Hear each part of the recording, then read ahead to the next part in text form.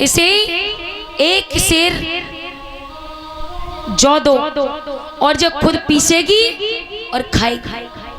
मेरे प्यारे भक्तों देखिए, समय का कोई पता नहीं होता है मेरे प्यारे भक्तों, कब समय उल्टा थपेड़ा मार दे आपके।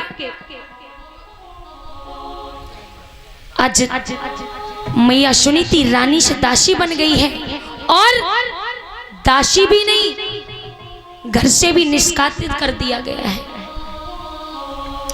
वो तानपाल से कहती है सुरची, ए महाराज ऐसा करो, इसको एक डंडा पकड़ा दो, गजी सिल्क का लहंगा दे दो, और ये छत पर जो काग आते ना कौआ, उसको बिड़ाएगी उड़ाएगी। वही ऐसा ही किया महाराज ने। आज रानी को एक डंडा बांस दे दिया गया है और एक लहंगा दे दिया गया है। रानी छत पर खड़ी रहती है, जैसे ही कौआ आते हैं उनको उड़ाती है। उसमें भी चैन नहीं आया, इसे कहते हैं सौत। कहा महाराज जब मैं सोती हूँ तो ये कौआ को उड़ाती है तो ये शोर करती है, आप ऐसा करो इससे कह दो इसकी झोपड़ी डाल दो कहीं और उसमें रहेगी ये। मेरे प्यारे भक्तों, एक संतान के प्रति आज मैया सुनीति उस मेलों से एक झोपड़ी में रहने लगी है। बारे समय ये संतान हमें क्या न क्या दिखाती है। ये संतान हो तो भी हमें दुख होता है, ना हो तो भी हम दुखी रहते हैं। आज मैया सुनीति को एक झोपड़ी में रख दिया गया है। मेरे प्यारे भक्तों, एक दिन का जिक्र, जब मैया झोपड़ी में लेटी है तो बारिश का समय है। बारिश के समय में जब बारिश हो रही है, मैया के शरीर पर जब बूंदें टपक रही हैं, तो आज मैया अपने दिनों को याद कर रही है। कहती है मैंने इसी संतान के प्रति इतना कष्ट भोगा। देखिए, जंगल का एक शेर आ जाता है और मैया सुनीति के गोद में आकर के लेट जाता है। देखिए, इंसानों के प्रति प्रेम की भावना नहीं होती है मेरे प्यारे, लेकिन पशु पक्षियों में भी प्रेम की भावना होती है। शेर आ जाता है दौड़ करके, मैया सुनीति के गोद में लेट जाता है और कहता है माँ तू रोना नहीं, तू रोना नहीं, मैं तेरी रक्षा करूंगा, तू रोना नहीं। मेरे होते हुए तू इस जंगल में डरना मत। एक दौड़ा दौड़ा खरगोश आ जाता है, मैया सुनीति की गोद में लेट जाता है और कहता मैया तू रोना नहीं, मैं तेरा पुत्र हूँ, तू मुझे अपने पुत्र के समान प्यार करना, मैं तुझे माँ समझूंगा माँ, लेकिन तू रोया मत कर। एक दौड़ी दौड़ी चिड़िया आ जाती है और कहती है माँ तू रोना नहीं, मैं तेरा बेटा हूँ, मैं तेरी पुत्री हूँ, मैं दूर दूर से तेरे लिए तिनके चुन चुन करके लाऊंगी। जब बारिश में तेरी झोपड़ी टपकती है, मैं तेरी झोपड़ी को सही करूंगी, मैं एक एक तिनका चुन चुन करके लाऊंगी, मैं तेरी झोपड़ी को सही करूंगी। मेरे प्यारे भक्तों, एक दिन का जिक्र, आधी रात का वक्त है।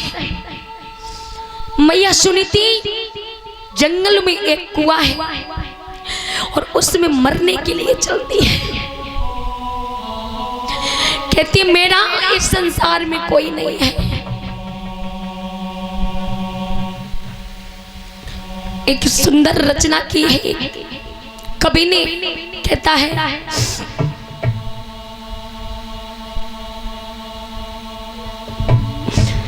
कि जब अपने ठुकरा देते हैं ना तो संसार में कई ठिकाने नहीं होता है।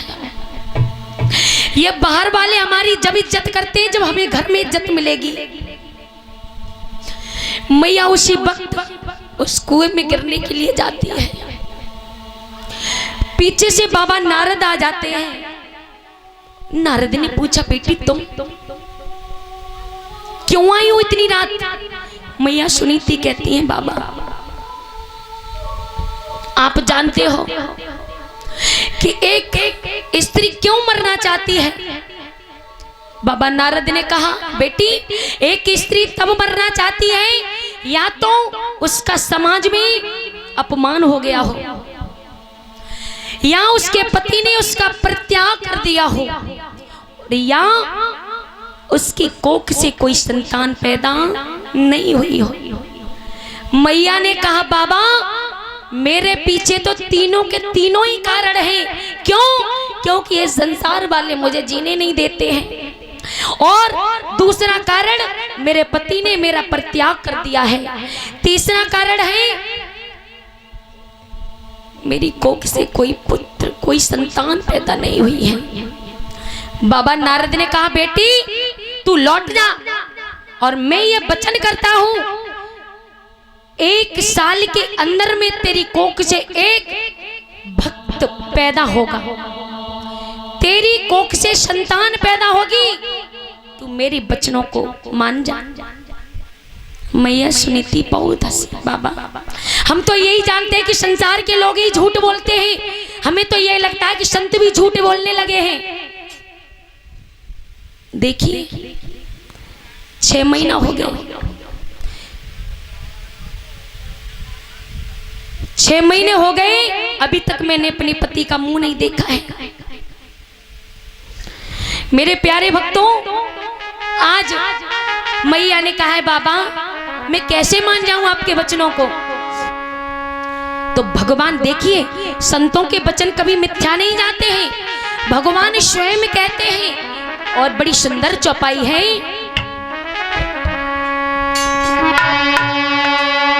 कि मोर बचन चाहिए पड़ी जाए फीका, संत बचन पत्थर की लीका।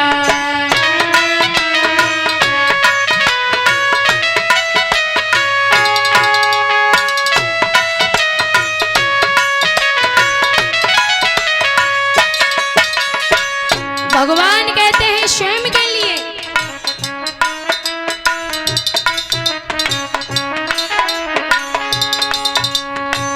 मोर बचन चाहिए पड़ जाए फीका फीका, मोर बचन चाहिए पड़ जाए फीका, संत बचन पत्थर की लीका।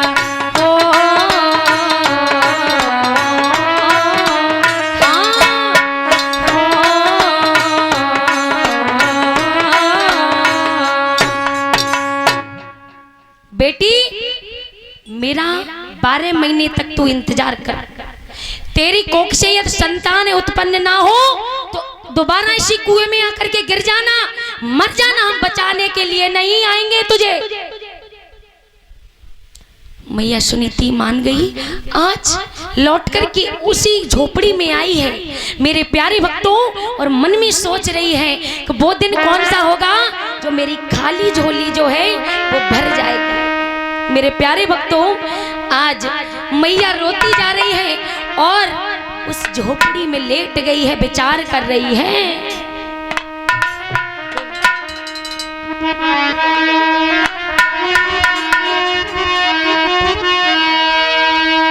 कि लेट गई घर आए और नार को नींद नाए आई। अरे भैया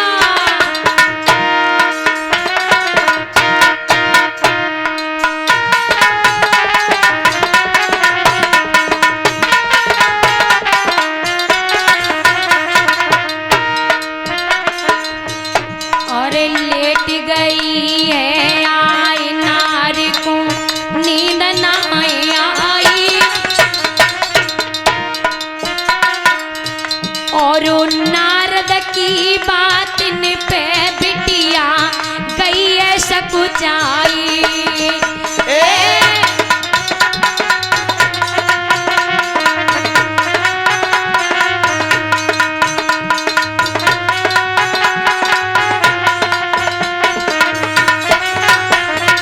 मैया सोच रही है, हे प्रभु मेरी कोख से कब हुआ क्या, अरे घड़ी बो किस दिन आवेगी, अरे भगवान,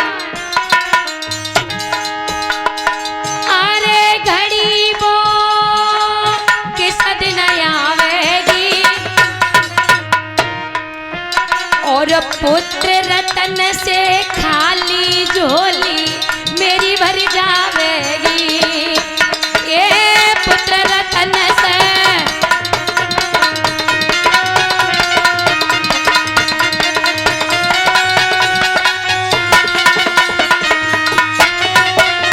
और प्यारे, अरे होई कब कुमारू हमारो है, परीक्षित जी, अरे होई कब कुमारू हमारो है, मैया विचार कर रही है,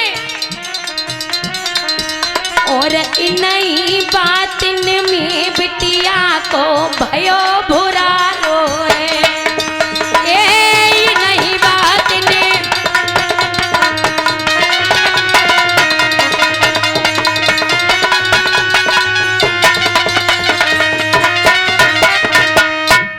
मेरे प्यारे भक्तों, आज मैया सुनीति झोपड़ी में लेटी है, लेकिन मेरे प्यारे भक्तों, आज कुछ समय के बाद बाबा नारद का वचन सत्य होने के लिए जा रहा है।